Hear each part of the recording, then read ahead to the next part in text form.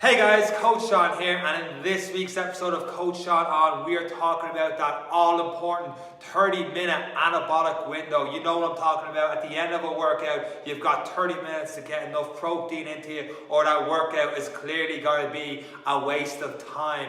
And speaking of that, is the same for women. If women take protein supplements, is it going to make them big, bulky? Is it going to work for them at all? Is there any point in women taking protein supplements? In this episode, we look at the research.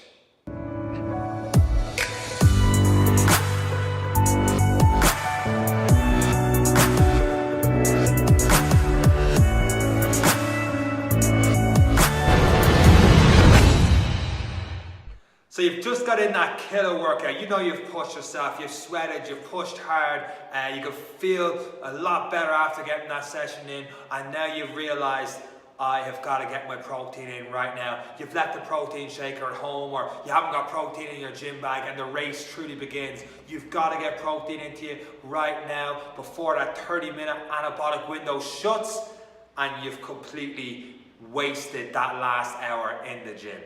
Or have you? How quickly do you need to get protein in at the end of a workout? Is there such thing as an anabolic window? If I don't post up on Facebook that I've done a workout, does it even count? No, wait, that's not it. If I don't get protein within 30 minutes of doing a workout, does that workout even count? So first thing we're going to do is look at what is this anabolic window? What is the logic behind having to get protein in straight away after a workout? Well, basically when we do a workout, we're actually breaking down our muscle. There's going to be little microscopic tears in our muscles, and when we break them down, we need protein to aid us recovery, for the building blocks in those muscles to make us stronger afterwards, to help it repair and adapt basically to the stress we put our body under when in the gym. So the idea is, if we're damaging our muscles, we better get that protein in quick to recover the damage, recover the tears. I mean, if we had a big cut in our arm, for example, we're not going to wait a while. We're trying to get a bandage and stitched up or whatever it is before the blood goes everywhere, and it's a complete waste of an arm or something like that. So do we need to get protein in 30 minutes? Well, forget about that last analogy because it doesn't apply to this. It's not exactly true. There's a lot of research out there that suggests that if we have 25 to 35 grams of protein, and that amount of grams depends on each person. Each person is different on that. It's not going to be the exact same as someone who's 6'10" and 20 stone compared to someone who's a lot smaller and a lot lighter, for example. We have different protein needs, so that's a varied number. But researchers say if we have that amount of protein in each of our meals, there's a protein synthesis going on that kicks over, that keeps us in that state for up to 24 hours after. So by that, we don't exactly need to get protein into us straight away after a workout. The exception to that, of course, would be if you were on 8 hours sleep, you got up, you went straight to the gym, you hadn't eaten at all, and you got your workout in. Well, then we're probably going to need to get some protein in pretty soon after that workout, because it's just been such a long time since we've gotten food in, and we're going to be a lot more drained. We're just going to feel as great as the day progresses. Most of us aren't anyway. And it's similar, I think, to when I was back in college. It was like you had to have 6 meals a day to keep your metabolism ticking over, whereas now we're going back to the way of thinking that 3 bigger meals a day will actually suffice over the 6 smaller meals every 2 hours. Because let's be realistic about this, we are not, most of us don't have time and schedule to get 6 good meals in spread out throughout a day. So the 3 big meals suits our lifestyle better, and the body's a lot smarter than that. The body is still able to function well without having food for 2 hours, 2-3 hours. The body can adapt a lot more than that. But not only that, there's also research out there to suggest that having a higher protein intake as well as increasing energy expenditure getting into the gym can also help you lose weight as well as increase lean muscle mass as well. Now the question is, we always see that a lot of research that with guys. How does it fare with girls? So if people are using these protein supplements to be bigger, to add more muscle mass on, Are they suitable for women who want to just tone up and don't want to be big and bulky? I mean, a lot of advertising out there you'll see is basically for that man who wants to be bigger and he's jacked and strong and all that kind of stuff. And the protein supplements, the majority of them are kind of aimed towards them.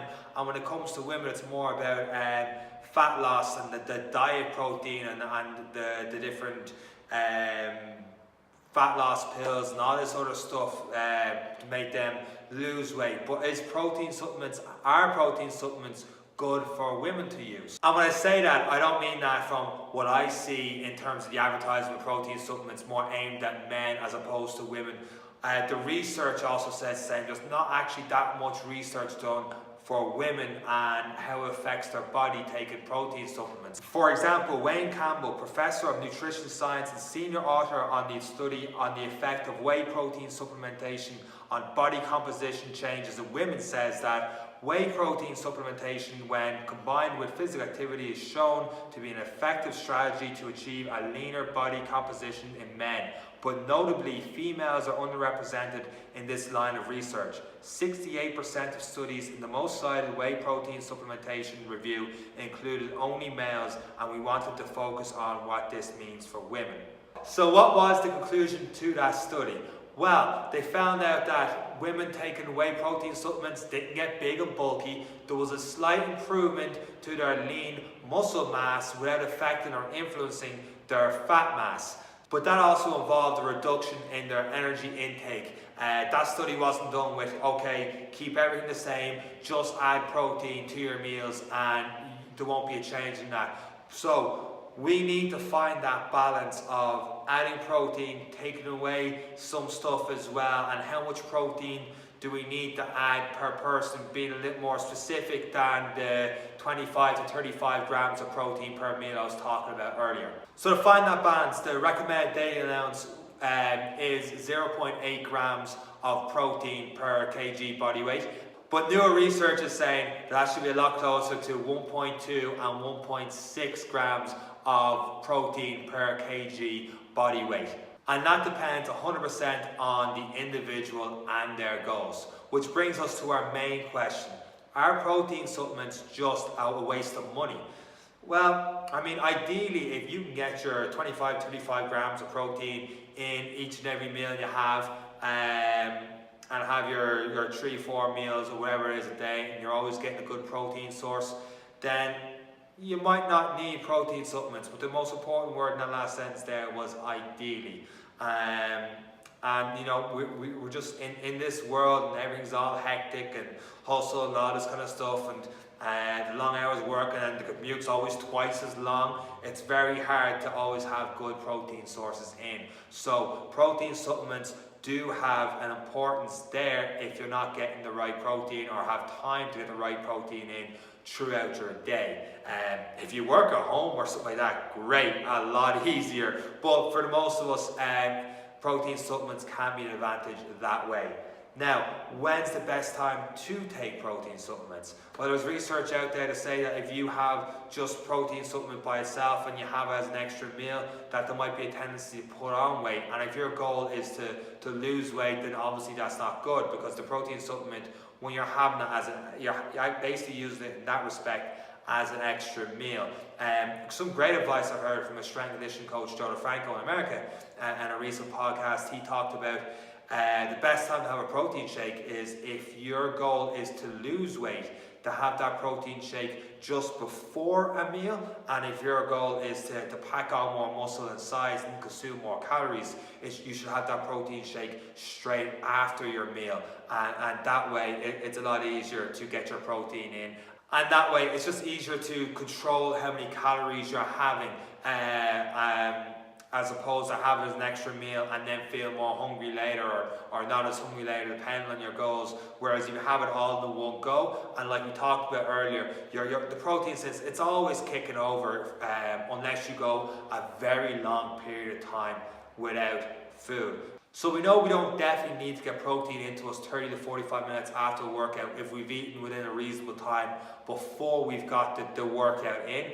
But does that mean that we shouldn't take protein after a workout? Well, it depends. If, for example, you're training in the morning, and even if you've had something beforehand, if you know that once you left the gym, you get showered and you're on your way into work, if you know there's going to be bad temptation to work to eat some junk food there, or if you know your next proper meal is not going to be to lunchtime and it's so far away and you're driving to work and you see the deli and chicken fillet roll, I'm hungry, chicken fillet roll, and no mayo on that chicken fillet roll, by the way, not for health benefits, it's a devil sauce, a really good chicken, don't do that.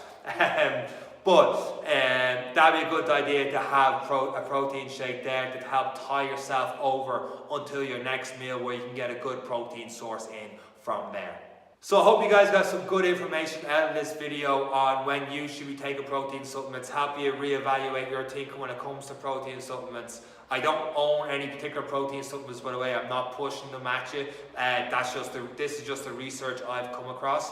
And to find out more details on that research, go to coachseanc.com/blog/protein.